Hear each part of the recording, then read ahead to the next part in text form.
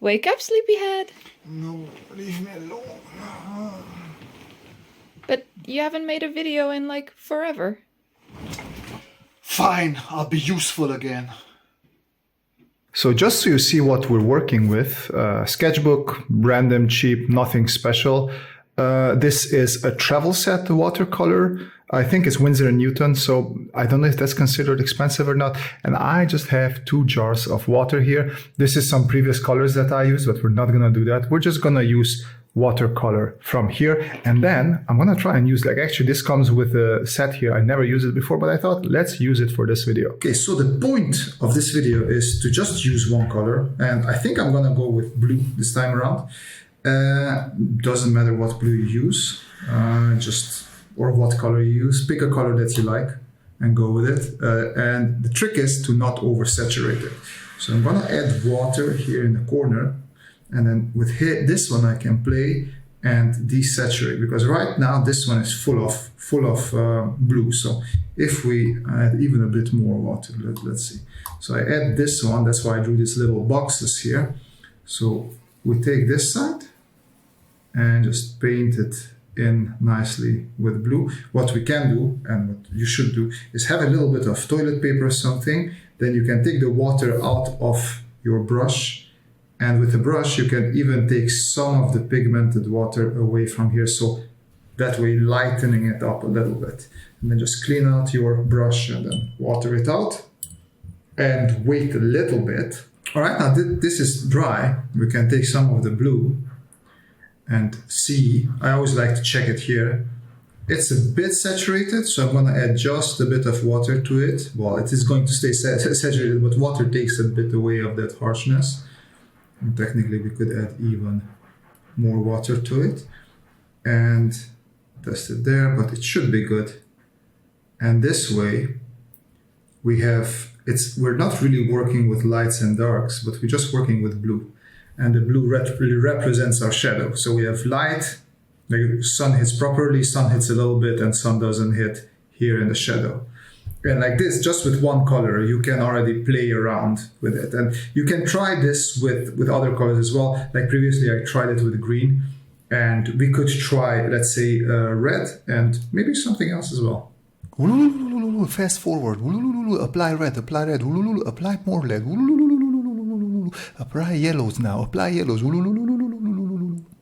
I like this yellow quite a bit, so let us go with that.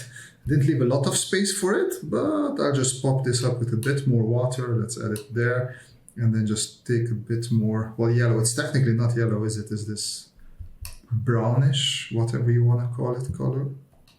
So I make sure that I have a whole bunch of water here ready.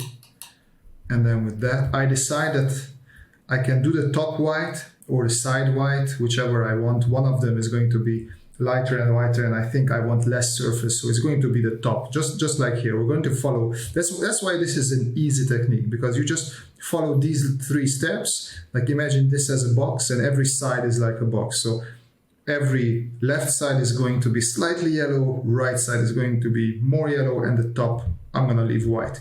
So we're taking this watered up version, and I don't know if it's watered up enough, so I add a bit more. And as I said, what I like to do is just test it, just a little bit there. See, just test it, and that's I think that's good enough. If not, we can bring in more water, but that already looks good. And this is all the trick. Just pick more of this and just distribute it. I'm not even sure this is caught on the camera, but should be fine. If not. What I always like to do is keep empty white areas for where there's highlight, for example there, and the rest I'm just gonna that's a bit creepy, but fill with this yellow color. And technically here you could also leave a bunch of whites where you have these connections, splitting areas, I would say, but not necessary. Sometimes you have some more yellow water, so you can always just go back there, take some of the water away, but keep in mind that it also becomes brighter, like, well, this area here. So just be careful how you do that.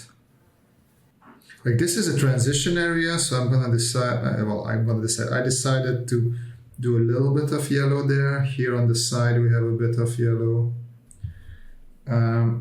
Everything that's in shadow is going to be like full yellow, so I'm not touching that just yet. This is going to be full yellow. Technically I could go over everything with this yellow and then come in with this. Why I'm not doing that is because this paper is not necessarily watercolor paper. So I know that it will not behave in the best way if I do that. And areas that are in shadow like this, technically should be white if we would follow this, but there's a lot of shadow falling here. So I decided to go with that color there. Same thing here.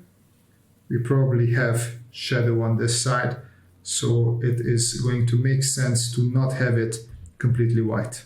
And if you see that something is not yellow or not colored enough, like for example this area, feel free to come back with a bit less water on your brush and just paint in some more of that nice pigmented color. And since I'm doing everything with yellow, I thought, well, why would I leave the wheels out? So let's come back and do the wheels with this yellow color as well. I'm gonna leave the inside white just because it's interesting to have a little bit of stronger contrast. And if that is more like a metally shiny surface, it technically could be white. This was a bit too strong there. And I think this pretty much is it. I could add a bit of shadow here in the corner. And what we could do, for example, these areas don't get that as much light. So since there is already a grate there and more shadow, I'm just gonna come in here with this medium yellow and emphasize the fact that there's shadow. And here I'm going to do the opposite. I'm gonna come in, well not opposite, but I'm gonna come in with an even darker yellow to emphasize that there's a lot of detail going on there. Okay, now wait for everything to dry and then come back with the darker yellow. Now that we patiently waited for this to dry, we can take a bit of the color and then start working it in.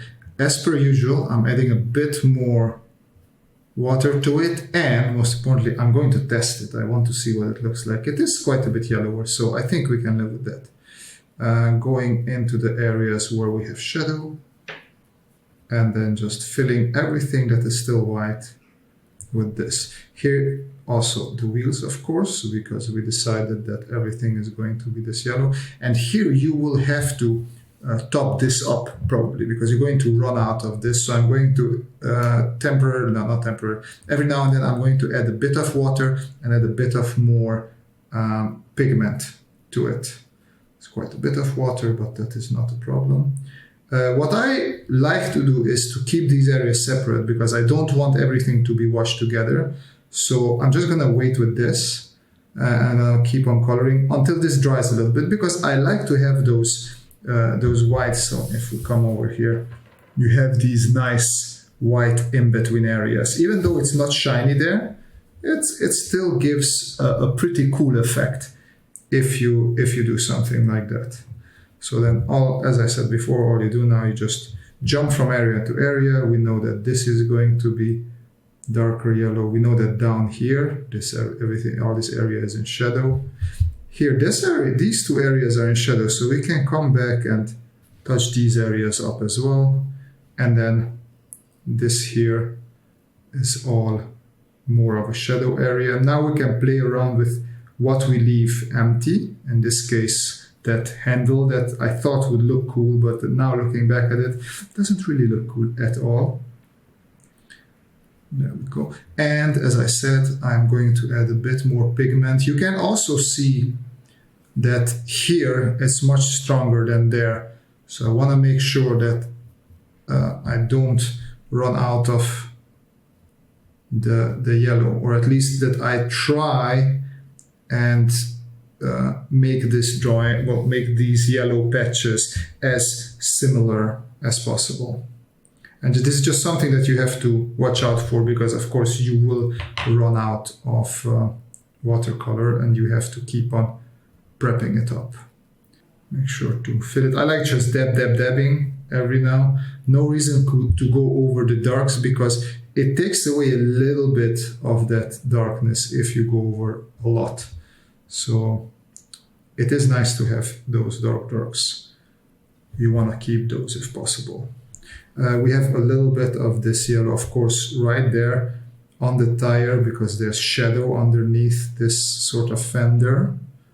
So I come back and apply this. Here is quite a bit of yellow. You can steal some of this and apply it in other places. For example on this tire.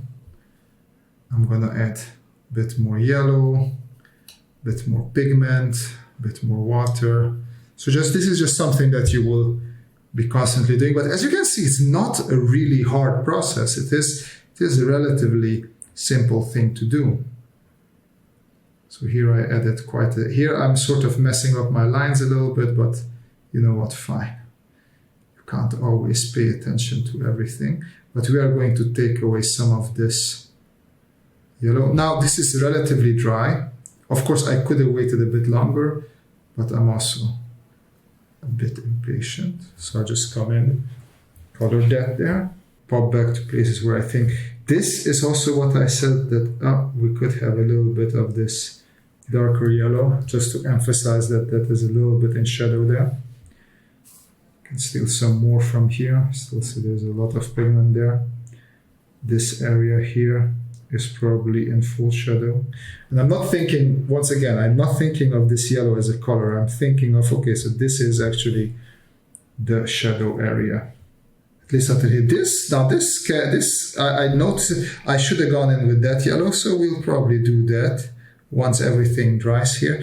And looking at these grades, I feel like I can add, if nothing else, at least a couple of dots. And that should give us a nice effect.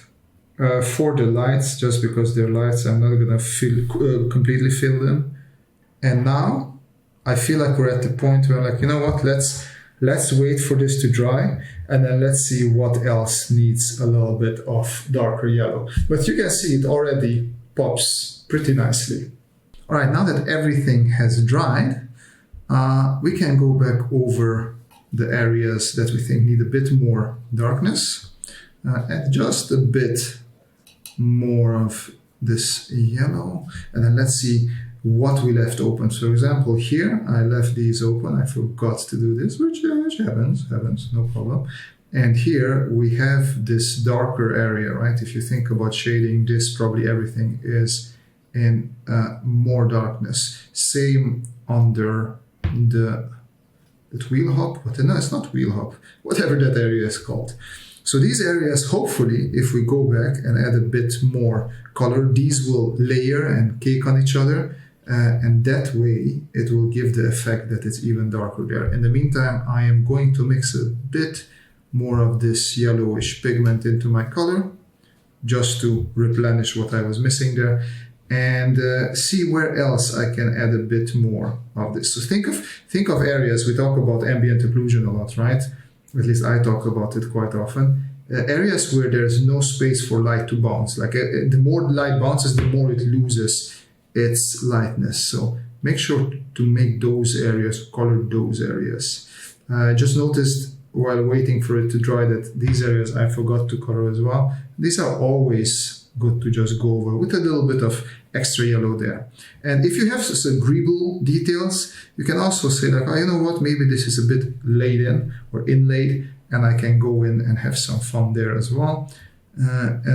Basically you just continue adding a little bit of color here and there where you think it's necessary. Something that I forgot, for example, is, not that I forgot, but this connection here. Ooh, that's a lot of water.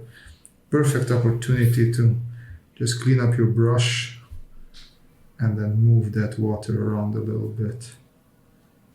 There we go. I don't want too much of it. I just want a little bit.